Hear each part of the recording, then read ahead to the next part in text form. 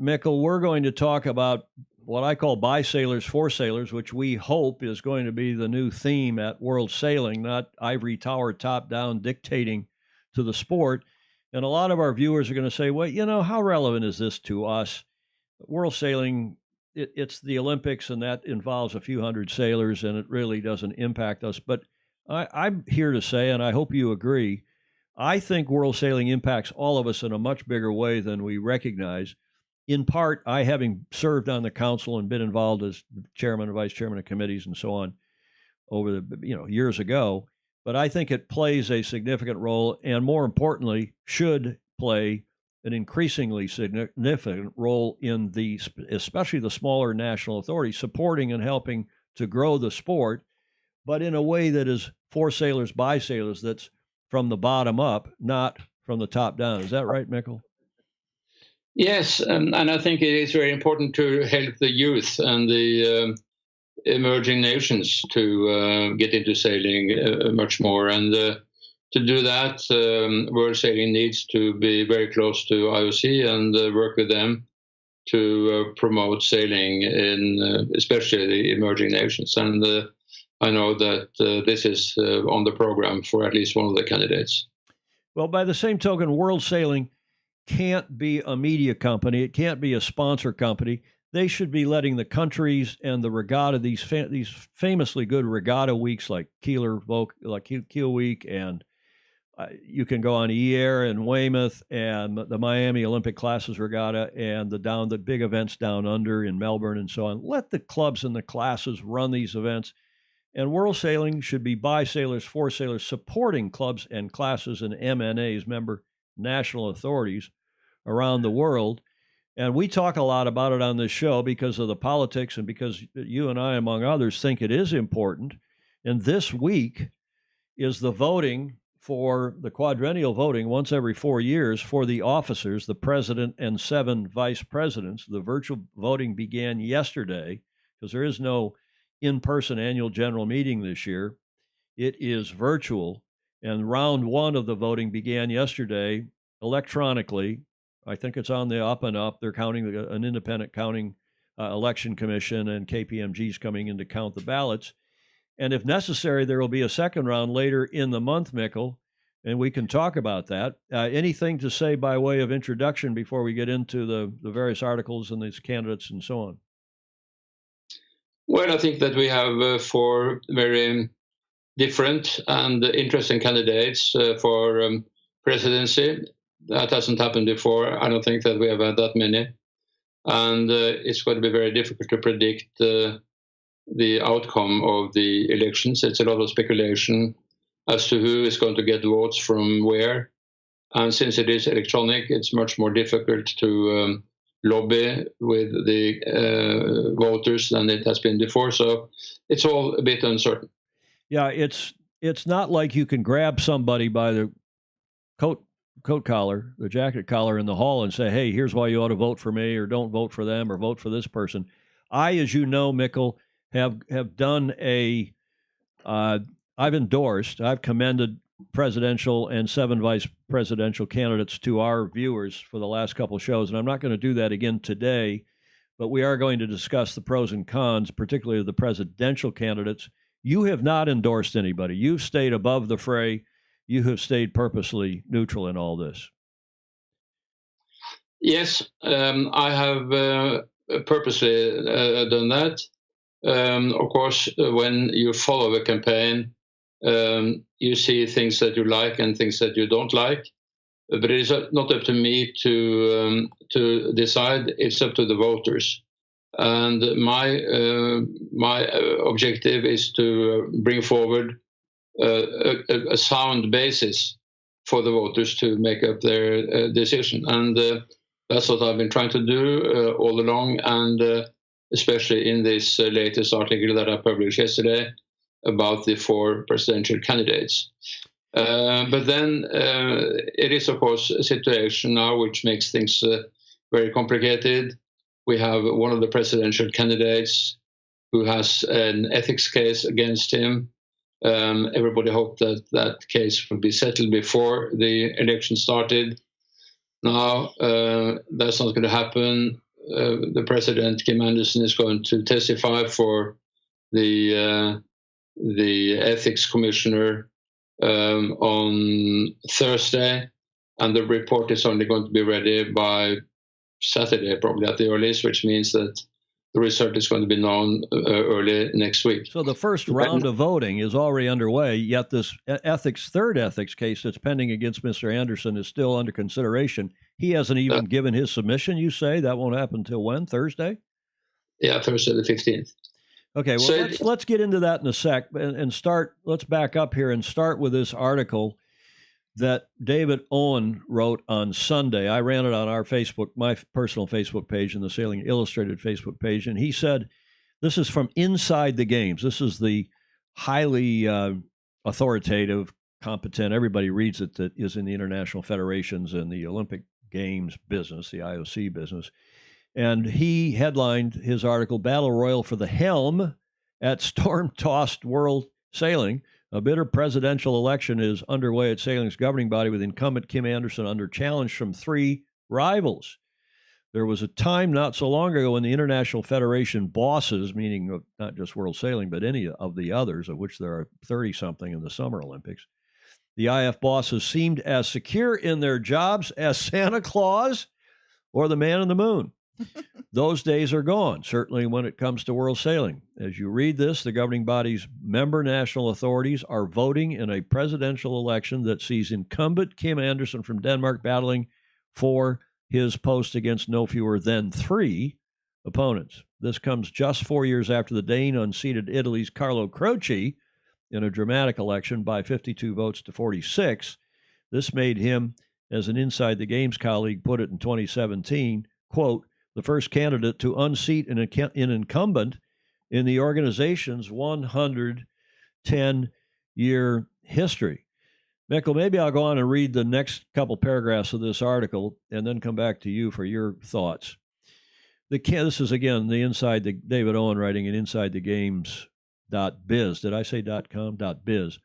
The candidate with the wind in his sails at present appears to be Gerardo Seeliger, Gerardo Seeliger, a 73-year-old Spaniard who competed against Jacques Roga, the former International Olympic Committee president, in the Finn class in the 1972 Olympics in West Germany, up in Kiel.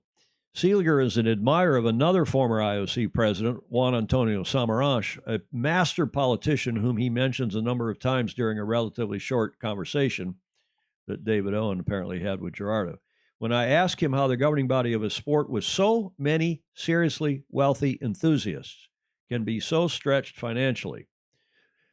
The 2019 account showed a deficit of just over 2.5 million pounds. That's 3.2 million US or 2.75 million euro. And net assets at the end of the year down to just 1.84 million pounds. He, Gerardo, is blunt. Quote, it is impossible to understand, he says. Quote, it is very poorly run. I think World Sailing has done a very poor job in promoting sailing in a commercial or interesting way.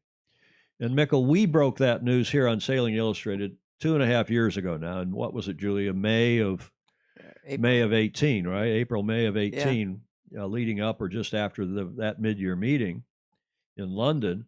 And Mikkel, you've been writing about it extensively on sailmagazine.no.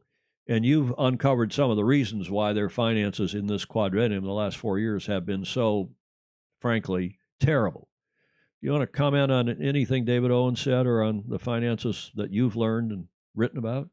Well, I read the article, and I think it's very much to the point. Of course, he's addressing the real problems of world sailing is that, they're close to bankrupt. So they do need money, and it has to come from somewhere. And it's important that there is a president with the credibility and acceptance in all the circuits. IOC especially is taking over the helm of world sailing to make that possible, to make world sailing an attractive sponsor product again. Let's talk about the board that was running the ship running the show the last 4 years. These folks were elected in 2016. And from the left is the former CEO, the non-sailing CEO, Andy Hunt, who was excused a year ago. Next to him, going left to right, is Kwan-Hai Lee from China, who is running for president this time around. He's been a vice president for 8 years. Scott Perry, also running for president, from Uruguay, who lives in Gibraltar in Europe, but he's half American, half Uruguayan by ethnicity. Scott Perry, their third from the left. And then a couple other VPs, Stegen, Wallner from Germany, Sanchez from Spain, who have decided not to run for president. They have termed out as having served as VPs. In fact, I'm not even sure, maybe you know, not even sure they've termed out. I think they've just had a guts full of the whole thing and have decided to stand down. Then there's Mr. Anderson to the right, as we look at it, of Anna Sanchez in the white sweater and the white top. That's the current president, Kim Anderson. Keep moving right. That's Gary Jobson, who has been a vice president for 8 years.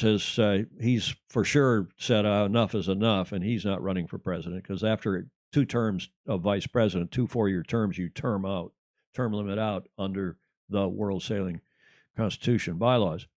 Then carrying on, Gary in the red tie, to his, as we look at it, to the right of Gary is Jan Rocheroux, who has been the athletes representative, Jan from France, and he's one of the people we highly recommend. He's running for VP, and I highly recommend him because we need somebody from France since the Olympics will be there next time. And he has also been a good member of that board. And as Julia likes to say, Julia, you think we should have corporate continuity, right? Institutional history. Institutional memory and history. So that, I think, is a good idea.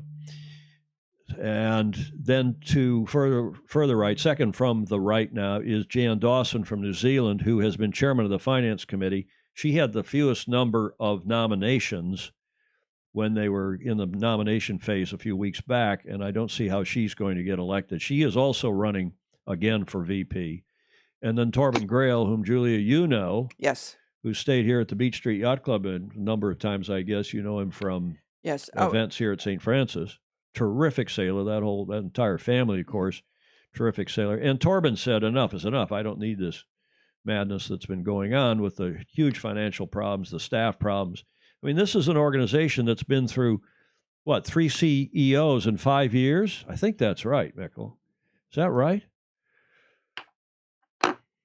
Yes, there were, when Carlo Croce started his first term of presidency, there was one guy who was the CEO, or then it was called Secretary General. Then he left, and it was hired someone else. And then that didn't work out. He left after 6 months. And then Andy Hunt was hired for the last 2 years of Carlo Croce's presidency. Mm. And of course, he left just before the annual meeting in Bermuda last year, and now it is David Graham who joined in July, and he's the current CEO of World Sailing. And everybody says David Graham is a top-notch guy. He's a Brit who's been working in the Middle East, I think in Oman, for Oman Sailing for some time and helping with other sports. He was newly installed just a couple months ago, and hopefully and he's a sailor, thank goodness, unlike Andy Hunt, and hopefully he is the real deal. But my point really in running this is not to assess blame or to point fingers, but there's going to be a big turnover here, and it needs strong leadership, both at the presidential level and among the VPs, because most of these people probably are going to be going away or could well be going away. The last good, I think you would agree, the last good Secretary General, CEO, call executive director, was your Norwegian colleague, countryman, Arve Sundheim, who served the sport very well and this organization very well for, 15 years, was it? He was Secretary General for a long time, is retired now, living in Southampton, where the office used to be before they moved the office from Southampton up to the very expensive London, where the offices still are. And one of the challenges for the new board, as you pointed out, a number of articles, you've done some great investigative journalism. The biggest challenge, perhaps, one of the biggest challenges in getting the finances under control is this hugely expensive office in the center of one of the most expensive cities in the world. Tell us about that. Well, it looks like there is a pretty watertight contract, so it's difficult to get out of. So they need a good negotiator to try and find a way out. And there probably could be several, but I'd like to point out Jørgen Stang-Heffermøll from Norway, who is a lawyer, 30 years experience, knows how to deal with contracts, how to renegotiate contracts. He has been, or is state president of the Norwegian Sailing Federation. And you need somebody like that to get to grips with that contract and see if there is a way out of it. It may cost something initially, but there is a pretty tough contract where World Sailing has guaranteed the rent for the entire period. Which is something like, what, $750,000 per year? Not quite that, but it is more than $500,000 per year. Wow. Or it's about £500,000 per year, so you're right. Yeah, I think it's $750,000. Yeah. Well, I have Mr. Heffermøll, whom I've not met, but you speak very highly of, is also running for VP. I did not, when we did our endorsements, I didn't endorse him because I thought it would make the slate too European-centric. It would end up with more European by a factor of 2 than most other areas. However, everything you said and others about Mr. Heffermøll sounds like he ought to be chairman, the lawyer that he is, the senior serious yachtsman that he is, successful president of your Norwegian Sailing Federation, that he ought to at least come in and chair or be the vice chair of the Constitution Committee and help with the legal stuff and advise. He could even be the company secretary, Julia, and advise the board as the corporate secretary. And he may well be elected a VP. We'll see. Yes. That's not up to us. We just, we try to, in endorsing who we did, as you know, Mikkel, we tried to come up with a geographically balanced slate of top-notch people, all of whom were keen racing sailors, not just administrators or bureaucrats. Let's go ahead. This is sorry, did I interrupt you? No, please, go ahead. No, of course, that is true, that there are very many good candidates, and take into account the geographical location and gender and everything. And they may be just as good as Stang-Heffermøll in many ways. And I'm obviously not objective. I know him personally very well, so I know what he stands for. I know him better than all the other candidates. So of course, I'm in a special position, and I'm sort of breaking away from what I normally do, which is to endorse people. But since we are talking on this show, I think it is worthwhile mentioning that he would be in a position to help World Sailing out of a very complicated, very difficult situation. Well, and you know, a lot of these MNA presidents who are voting, it's one vote per country, and there's something like, what are you guessing, 105, 110 countries that will be voting electronically this week? Well, there are 145 MNAs. Some of them cannot vote because they haven't fulfilled their obligation to pay the dues. And then, of course, not all of them will vote anyway. But it is very complicated when, I said this earlier, when you have people whom you cannot contact other than via phone or emails. You cannot sit down and talk to them face to face as you could when everybody got to the AGM and only the people at the AGM could vote. Now everybody can vote, but it's very difficult to find out what they're going to vote in. Then they may say something and they do something else. So it's going to be highly speculative. Well, that's one of the reasons why we've spent on this show, you know, this is our 338th show, and we probably spent a good bit of the last 3 on this topic because it is so important. And again, it's not just important for Olympic sailors and a few of the top sailors around the world. It does impact, or it could positively impact the whole sport if the organization was properly constituted and had the right bottom-up mentality of, hey, let's find out what the sailors in the classes and the countries and the clubs want, and let's help them achieve that. Speaking of which, you wrote a great article, and you've written a number of articles. This is your article from yesterday, and I hope you don't mind. I pulled it off the web from sailmagazine.no, Norway. Battle for, and this, Mikkel, you've also, bravo Zulu to you too, because you have, in these articles, they're in the original Norwegian, but you talk about the live commenting that we were talking about here on our show at the top of the show. But Mikkel's articles also have these Google Translate buttons there in the lower left for German, Spanish, Finnish, French, English, and Swedish.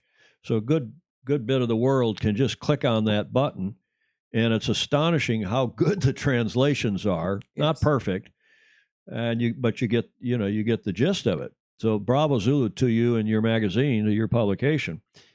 This is what you said, the first electronic election round started on October 9th.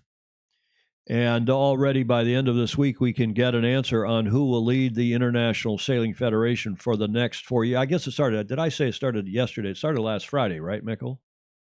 That's right. Okay, so it started last Friday, and it goes for a week. And you said from a Norwegian perspective, there's particular interest, as you mentioned a moment ago, in whether the president of the Norwegian Sailing Federation, Jørgen Stang-Heffermel, will be among the 7 vice presidents who, in addition to the president, make up the board of World Sailing. These will be elected this week, but if there is a tie between 2 or more in 7th place, a revote will be required after the 2nd of November, where I think it may even be before that. But World Sailing has a total of 145 member nations, but about 10% of them have not maintained their contingent obligations, meaning paid their dues, and can therefore not vote. Probably more eligible voters will also drop out or simply not file. But since it will now be voted electronically and not in person, more votes will be cast than in the last election in 2016. Do you know how many votes were cast in 2016? Well, I should have known because the figures appeared in the Inside Games article that you referred to earlier. Something like 80 votes, right? Because give or take 4, because in the first round of voting, none of the 3 candidates, of which there were 3, there was the former president, Paul Henderson, was running, and Carlo Croce was the incumbent, Carlo from Italy, and then Mr. Anderson, Kim Anderson from Denmark. And in the first ballot, they got approximately the same number of votes. I can't remember the exact number, and say 40 each. And then Paul got approximately 20 in the first round. And then, so nobody had more than 50% of the votes. And then in the second round of voting, and of course, they're all in the same room. This is all happening real time, and people are talking. They take a break. They talk, which is, quite a bit more interactive as a voting mechanism. And most of Paul Henderson's votes, then went to Mr. Anderson in the second round, who was a protest candidate. Both of them were really protest candidates against Mr. Carlo Croce, and there had been some problems in the organization in the previous quadrennium. So did I get that approximately right? Yes, you did. And of course, that's why it's very complicated now, because not being able to talk to the M&As face-to-face, it's very, very difficult to see what is going to happen.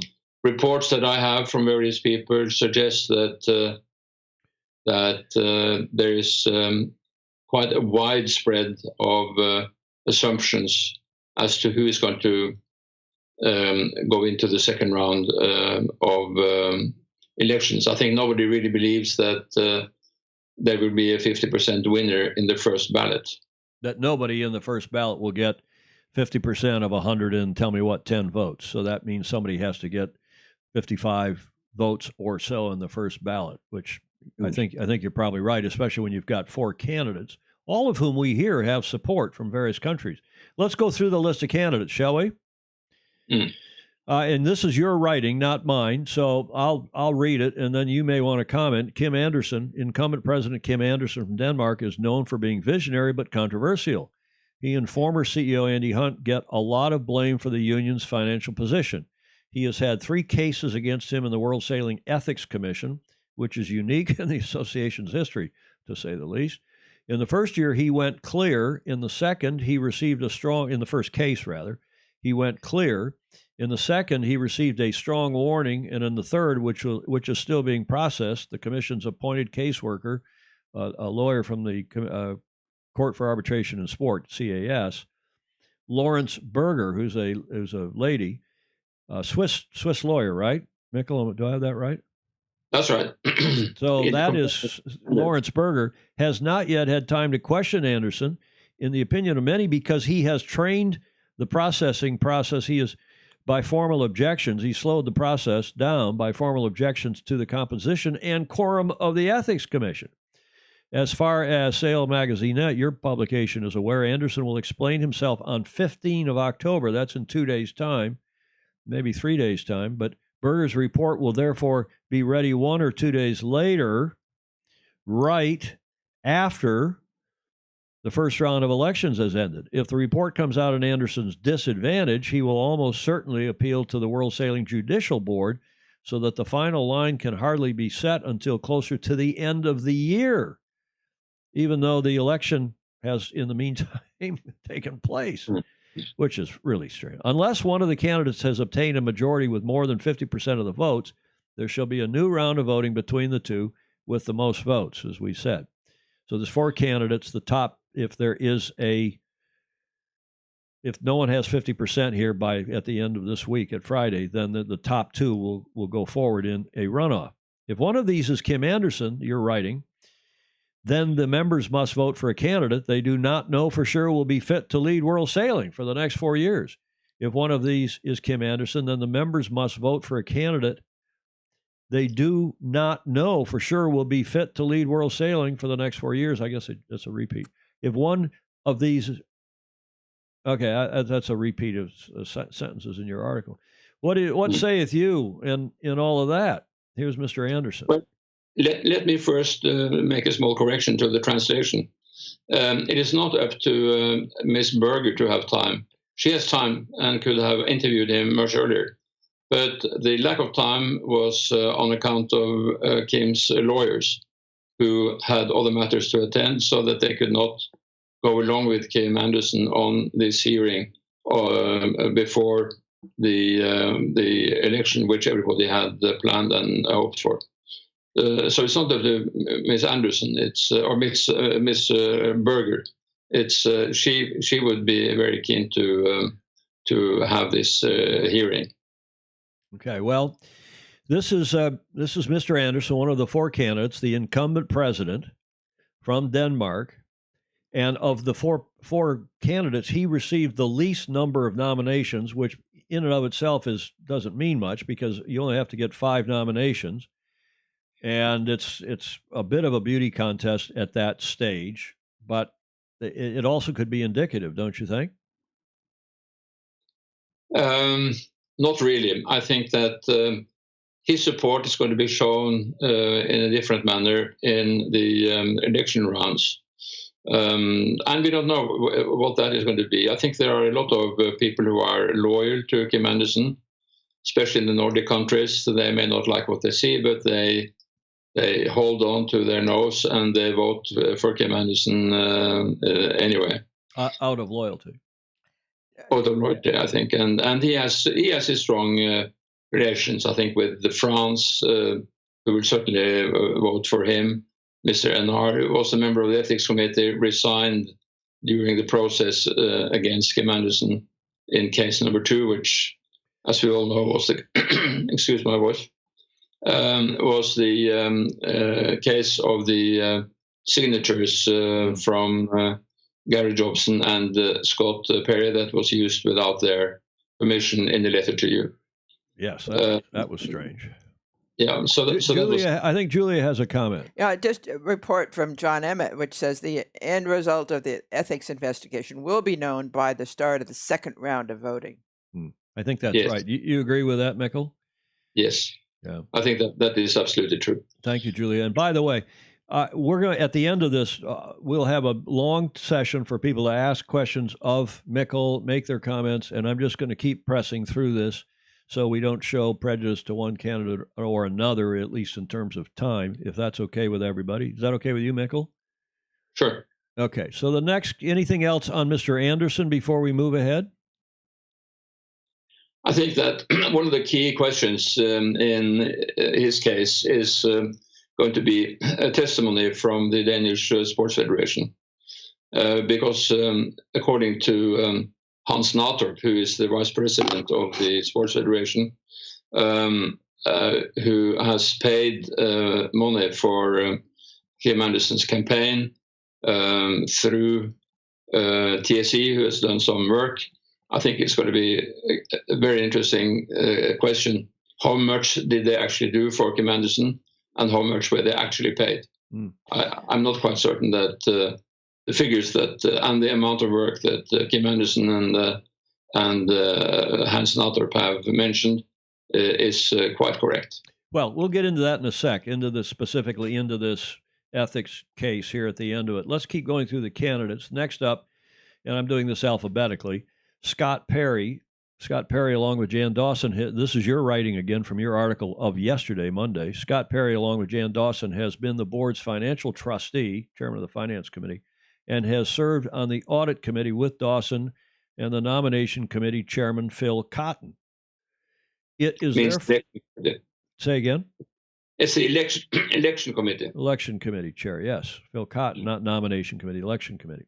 It is therefore difficult for him to free himself from the union's misery and in his, meaning financial problems. And in his election manifesto, he, Scott Perry, also takes a strong stand against the board he himself has been a part of. In addition, Scott Perry has not had an entry permit in the United States, meaning a visa, since 2009, and it is highly uncertain when and if he will ever be able to enter the country where he has his education. I think he went to Dartmouth University, and large parts of his family live. Perry himself represents Uruguay to World Sailing. And of course, with the Olympics coming up, the bigger question is, with the Olympics coming up in Los Angeles 2028, you want probably to have a president to be able to serve for 8 years, this next quadrennium, through the Paris Olympics and then through the LA Olympics, and be able to enter the country and be able to deal with sponsors and other authorities here in the U.S., which may be more difficult. And of course, I'm sure he can do it virtually, but it's not the same. What's your thoughts on Mr. Perry? I think that I've said it all in this paragraph of Scott Perry. There is not really very much to add, other than that he's been very forthcoming in our discussions. I had many talks with Scott Perry, and he accepts that criticism is due on his handling of the finances in World Sailing. He will say that it is not only up to him, and that Andy Hunt and Kim Anderson, to a certain extent, did run the economy of World Sailing without properly informing the board. Well, he at least has been open. He gave the interview with you that really broke open the ethics case number 2 against Mr. Anderson. He, that is Scott Perry, and Gary Jobson, both have given you interviews. You also had a 25-minute interview with him in just the last few days, right? I didn't run it because it's long, but I commend it to anyone who is still trying to make up their mind for whom to vote. At least 2 of the candidates, Gerardo Seeliger and Scott Perry, have done videos with you and interviews, which were quite, I thought, illuminating.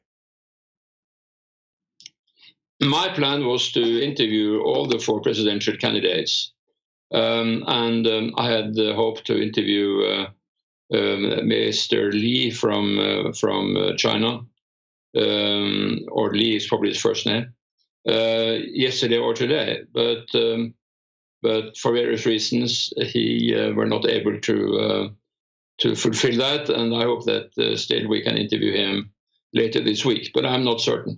Yeah. As for Kim Anderson, he thinks that this interview is of less priority to all the things that he's doing. So that's not going to happen.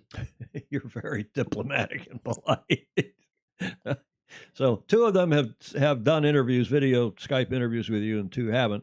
Let's move on to Kwan Hai Lee, shall we? And here's a photo of him, and I'll take you out of that PIP, and then let's go back to the wording that you wrote. This is the text you wrote about Kwan Hai Lee. 4th on the list is the Chinese Kwan Hai Lee, and it's really 3rd. I put them alphabetically. You had him 4th on your in your article.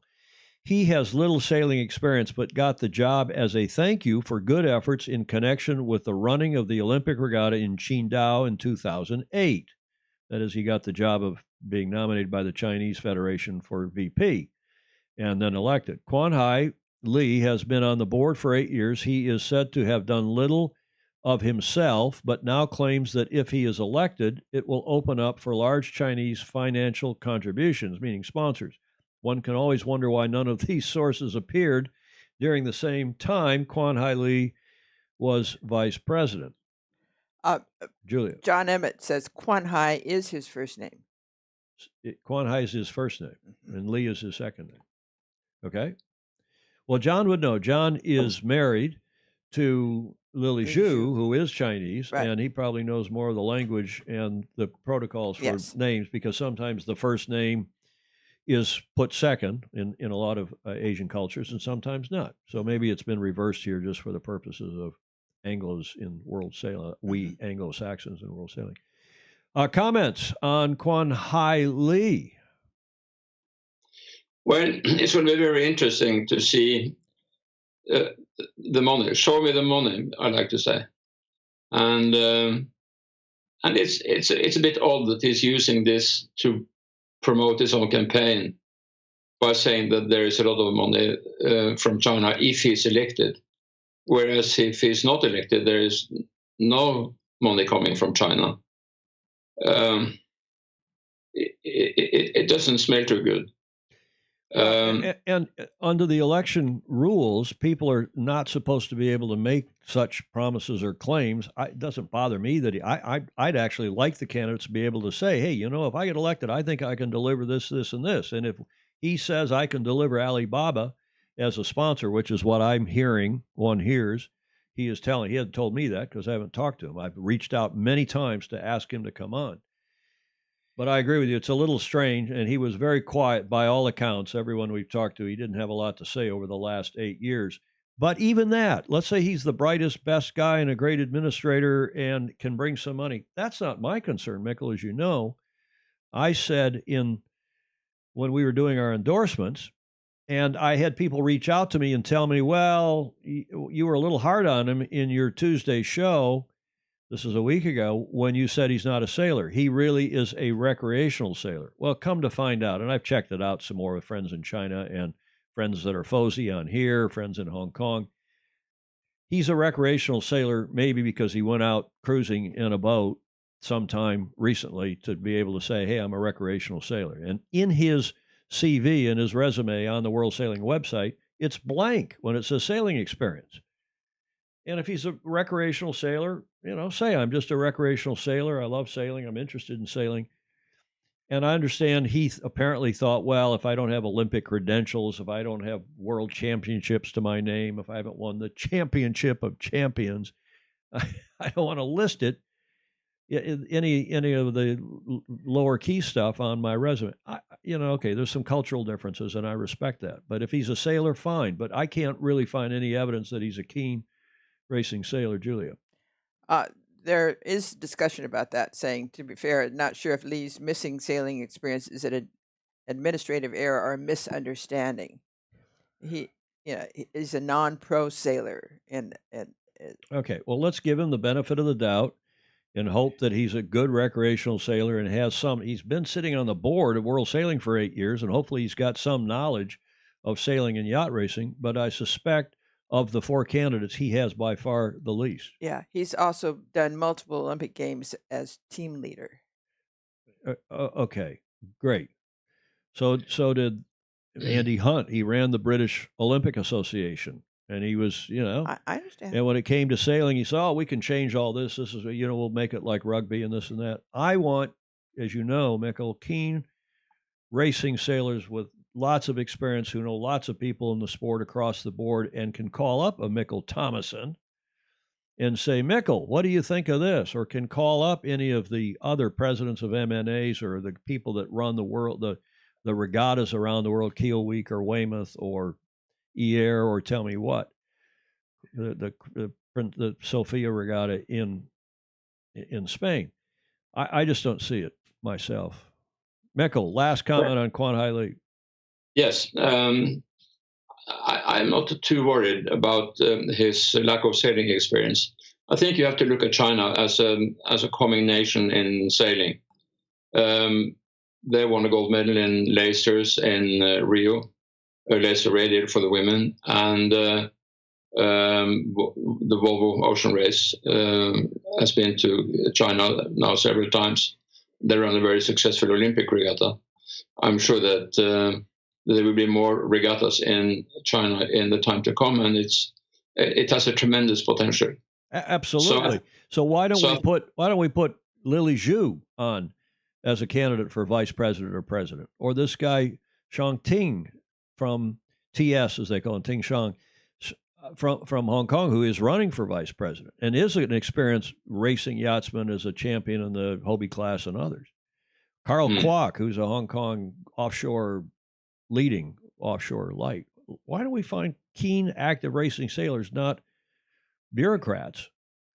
Well, now it is Quan Hai Lee that we are up against, and or that we have to look at. And I think if he's a good leader, if he has the strength to lead a very diversified board, he could probably be a good leader, good president. But I have to ask why it is that he's getting so strong support, because from what I hear, he is one of the candidates that has the strongest support among the candidates, and it is expected that a runoff is going to be between him and Seliger. And I have to ask, say that again. You're expecting the top two after this first round of voting to be Quan Hai Lee and Gerardo Seliger? Yes. Okay. And many people I talk to seem to think the same thing. And so I ask, why is it that a very unknown Chinese guy who's been very anonymous in the board of World Sailing for 8 years now suddenly is a strong contender for presidency? And I can see no other reason that people are looking at the reality. We need money for World Sailing, and he could be the guy who comes up with the money. Okay. Well, and if he can, that's helpful. Then let's hope that. Well, I mean, it's an uncertainty. I'm not saying that he's the ideal candidate for that. I think again, we need to see what actually happens, and that is a gamble. Well, and let's hope whoever does. As I said earlier in the program, I also think it is important to get a visible and a credible president who can talk to sponsors, who have a good relationship to IOC, because obviously there is money there other than what World Sailing is making out of the licenses every fourth year. It's money for the emerging nations, it's money for youth, a lot of opportunities that World Sailing could take advantage of. So I'm a bit uncomfortable with this money situation where he's claiming that he can get money now, and the money is not coming if he's not elected, and there was no money when he was a vice president for 8 years. I'm not so sure that it adds to his credibility. Okay, good points. Well, if he is elected, I hope he's a terrific leader, and I hope there's some money that comes along. It's still, I'm more concerned less about the history, and I just that is the last 8 years. I'm more concerned about, I want a really strong, good sailor. We've been the organization when Beppe Croce, who was a famously good sailor, big boats and small, was president. When Peter Tallberg, Paul Henderson, Göran Peterson, all terrific sailors, and the organization thrived. You can argue about some. There have also been some problems with Carlo Croce, who was also a sailor, but arguably less of a sailor than the other previous presidents. So we'll see. Kim Anderson, certainly a sailor. I mean, being a good sailor, and he's a good sailor, Danish dragon sailor among other classes. So hopefully Kwan Hai Lee, if he is elected, will do the job. Okay, so you think he's going to be a finalist along with Gerardo. So let's talk about Gerardo now. Gerardo Seeliger. And you wrote this about him. When it comes to electing a president, a choice must be made between 4 candidates. Only Gerardo Seeliger does not come from the current board and can therefore not be blamed for World Sailing's miserable financial position. He has extensive experience as a shop steward, leader of the class clubs. I'm not sure that translation didn't work, Google Trans, but he's been president of several Olympic classes. We know the Finn class and the 49er class, and has held many positions previously in world sailing. He has also had good contacts with the IOC, which pays about 60% of world sailing revenues, maybe more, through license revenues from the Olympics, the so-called Olympic TV money. So that's Seeliger, Gerardo Seeliger from España, from Madrid, the 4th candidate. What saith you, Mikkel? I think it's very important that he has had nothing to do with the last 8 years of running world sailing. He's been very much occupied with sailing, and when I say it's translated to stewardship, that of course means that he has been president of the 49er, the 29er, and the Finn class. I think he's fighting for transparency, which is what the world sailing needs. He's very clear that he wants world sailing to be run from the bottom and up. He wants an organization by sailors, for sailors. I think he comes across to me as a honest, passionate advocate of sailing. Now, whether it is Olympic classes, whether it is sailing for youth with emerging nations.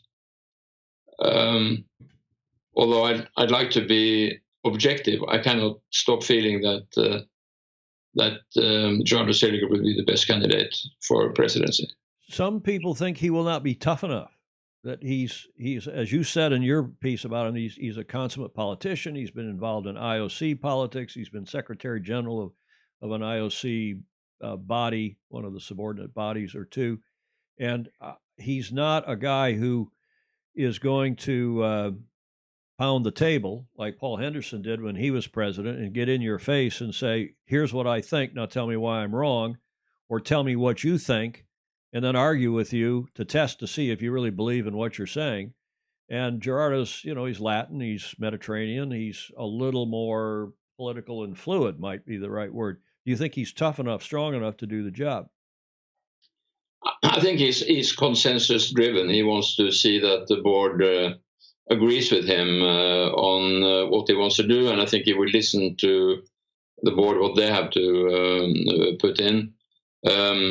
It looks like he's going to get a very good board of the candidates that we have seen. So I wouldn't be worried. I think that he is a perfectly good leader. His style, as you say, is not like Paul Henderson, but yeah, I think he will do the purpose. I think the most important thing now for world sailing is to get the economy in order and to become a more transparent organization. You need to build up the reputation of world sailing, which is at a low right now. And that is, of course, because of all these things with Kim Anderson and with the terrible economy. I mean, the world sailing is virtually bankrupt, and that is nobody else's blame than the existing boards. They may blame it on Hunt to some extent, but it has been up to them to actually look into his cards and find out what he's doing. So I'm not buying that. Yeah, I agree. And I think that's why, as you said in your article, anyone who's been on the board is suspect at best. And as Seahorse Magazine said, they said it's time for a clean slate, clean sheet of paper, a cleaning, a house cleaning. And they've endorsed Gerardo Seeliger for president. And when Seahorse Magazine, which is arguably the leading, not probably even arguably the leading yacht racing magazine in the world, has been for years, when they endorse a candidate at all, let alone anyone in particular that is not currently in the hierarchy in the structure, because Gerardo's been involved in world sailing for years, but he's not been currently, as you said, an officer or a committee person or so on. I think you said one other really important thing, Mikkel, and I keep reminding myself and others I talk to, and I'm talking to people, as Julia knows, all day, every day. We're getting calls morning, noon, and night here at the Beach Street Yacht Club at the Sailing Illustrated TV studios from our friends around the world, guiding us, saying, oh, you're right about this person, or, maybe you ought to think about this person instead. And that helped us when we did our endorsements. But what you said a minute ago, I think is really important, is that whoever is president needs a strong, articulate, vibrant, you can use all the catchphrases that you want, transparent board who are willing and able to say what they mean and mean what they say in the meetings and outside of the meetings. Not just go into the meeting like has been going on for the last 4 years, pledge, you're in a cone of silence, we'll discuss, we'll take a decision, and then we'll go out and we'll all support whatever decision we took. Well, it's fine to support the decision that you take, but you have to be able to go out and say, well, I really disagreed with that, and here's why. But that's the decision, here we go. And Henderson, when he was president, keeps telling me and anyone who will listen, he said, could you imagine me having the people he did in his day, Peter Simpson, the people he had on his board, and people like me who are on the council and others, can you, Zaviza Blot from Israel, Ding Schoonmaker, you can go right down the list of people. Sadie Kleiss from Belgium. Can you imagine me, Fernando Bolin? Can you imagine Henderson, myself, as outspoken and tough and as he was, getting away with any of this, with not being able to have, I was only as good as my board. And his Secretary General, who was Arve Sundheim, your Norwegian colleague. So I think you've said a very important thing. Yeah, I think it is important, and we'll see what the voters say. Indeed. One last comment from your article here was that Gerardo Seeliger and Scott Perry have both been interviewed in we said this a few minutes ago, but just to repeat, in Sail Magazine Net, and it was on YouTube. It was a video interview on Thursday and Friday last week, respectively. Kwan Hai Lee should have been interviewed today, but for whatever reason, he didn't do it. That was yesterday. On Monday, you were hoping to interview him, I know. Pressure, work pressure, Chinese holidays, whatever it was. And Kim Anderson has said that he use your words, prioritizes not being interviewed by Sail Magazine. So it's too bad you couldn't get them on video. So I think the videos, especially in a virtual, Julia, especially in a virtual election, right, the videos are very helpful. The vice presidents that did videos, you'll learn a lot. Absolutely. About, right? Mm. Okay, Mikkel, anything else about these presidential candidates now that you want to add or subtract? And then we'll talk about this TSE case that still haunts. I have nothing to add. I think we've gone through it, and I'm happy with what has been said and written and your comments, and I have nothing to add. Okay. Yeah, and just for the record, China won the laser gold in Weymouth in 2012 in the laser radio gold that Lily Zhu ran. And, of course, John Emmett was her coach. John Emmett's on here. He's a foe. He's been on the show, as has Lily. Terrific, terrific sailors. Those are the kind of people like Luca Devoti, who I keep, I've backed. Those are the kind of people we want involved in helping to run our sport sooner than later. That's why I like Jan Rochereau, who's only 37, the athletes represented from France. Luca Devoti is only 50-something. And yeah, we got a couple of guys like Mikkel and me who are white, and Julia, who are white-haired, really old, older folks. Okay, let's talk about the TSE thing, Mikkel, because this came out. Your friend, I don't know him, but you speak highly of him. This was in Bod Magazine, which is boat in Danish boat magazine. The leading Danish publication, World Sailing Presidential Election now begins. Unresolved TSE case still haunts. And that was, I said, in Bod Magazine, which has not had many nice things to say about their home country president by the Danish president, this being a Danish publication. And on Friday, Øyvind Bordal from Denmark wrote this article. It was really pretty scathing. I didn't repeat it because I didn't want to bore our viewers and make people suffer through it. But Mikkel, tell us what you know, because you know more than anybody. I think you've studied this. You've done interviews. What is the state of play in this, the actual TSE so-called scandal that has resulted in this complaint against Mr. Andersen, complaint number 3 to the World Sailing Ethics Commission?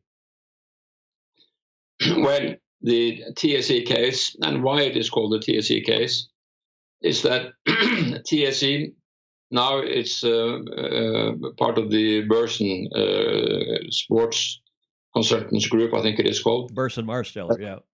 That's right. And at that time it was called TSE. And it's a company that has been used by the Danish Sports Federation to help promote Danish members who are looking for higher office in international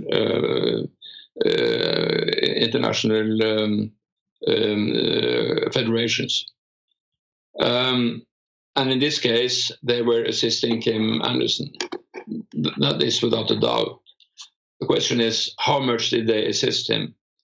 According to quotes from Andersen himself and Hans Nautorp, who has promoted him, and who is the vice president of the Danish Sports Federation. He used to be president of the Danish Sailing Federation. According to them, it's a minor work that TSE did for Kim Andersen, translation and a few other minor things.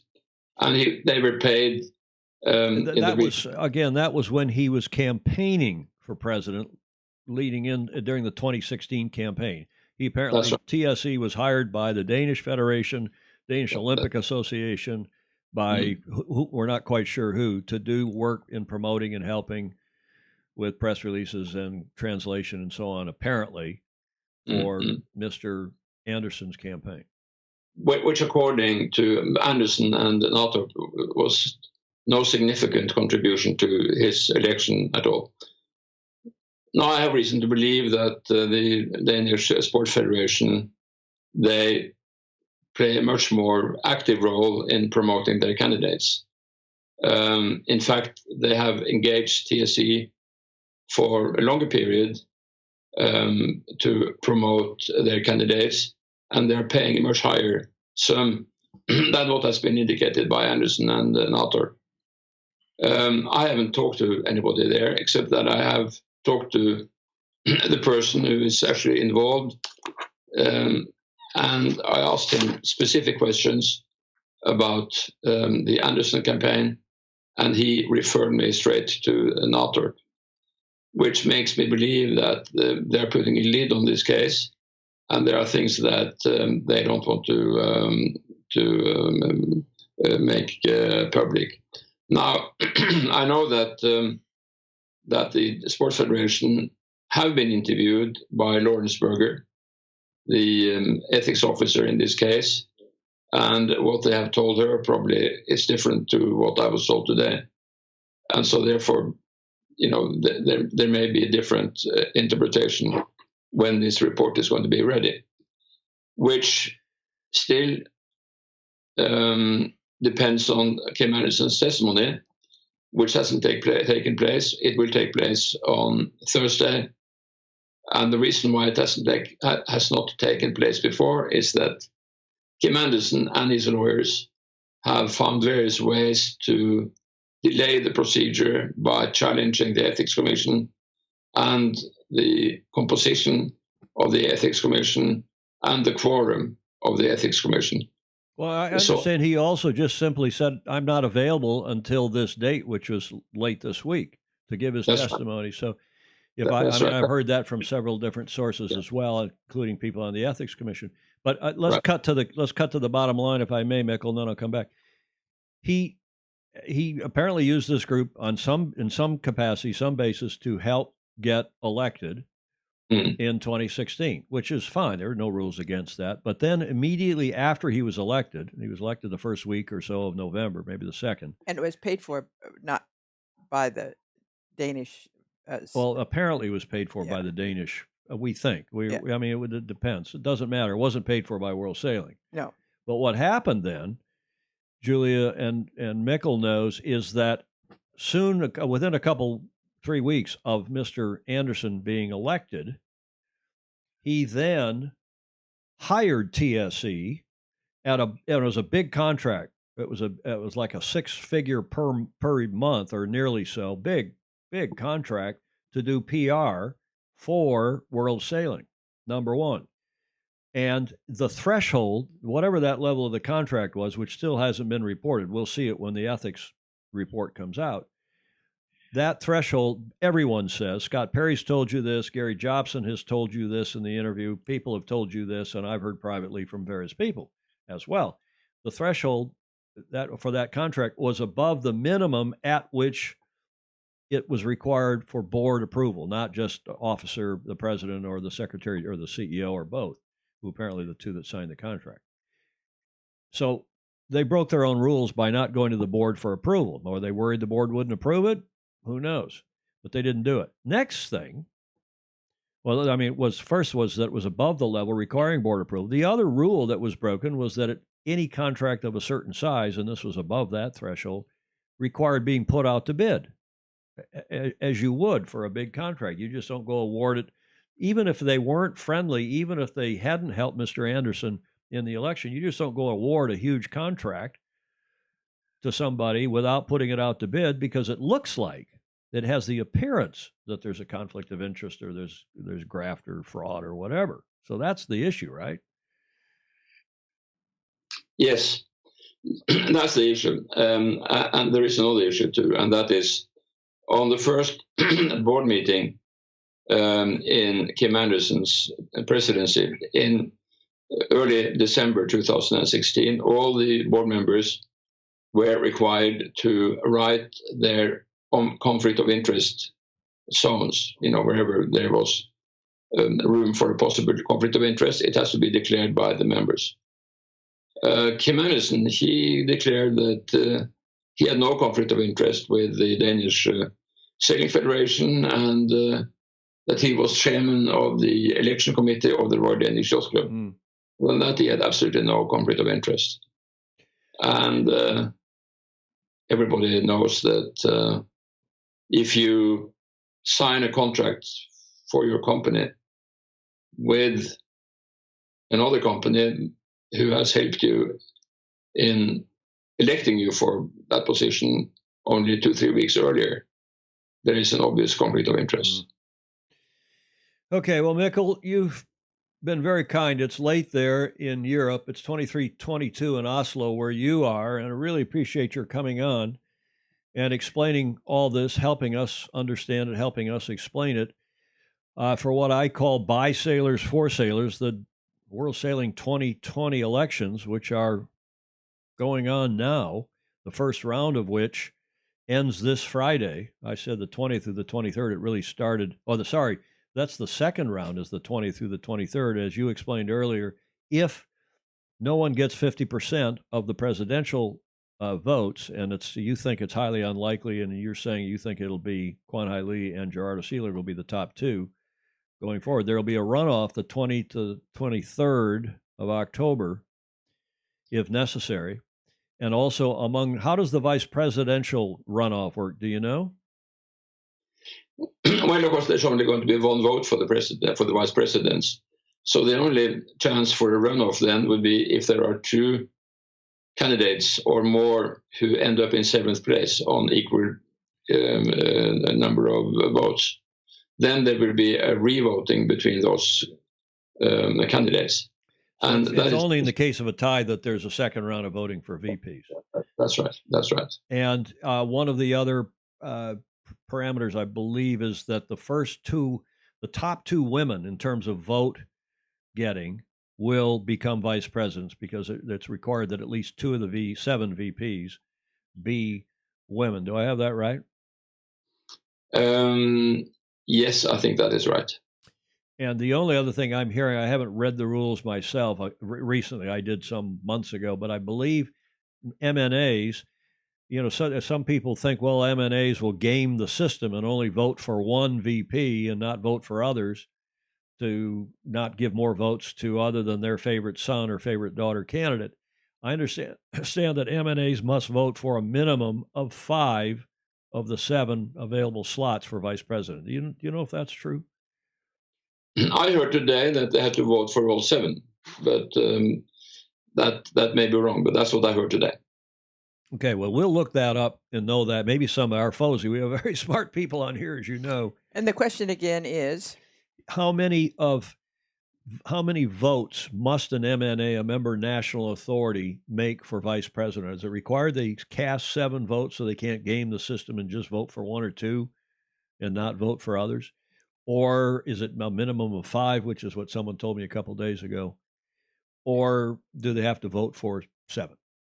We'll find that out. And if any of you on here knows, you probably can grab the Constitution bylaws and figure that out right now, Mikkel.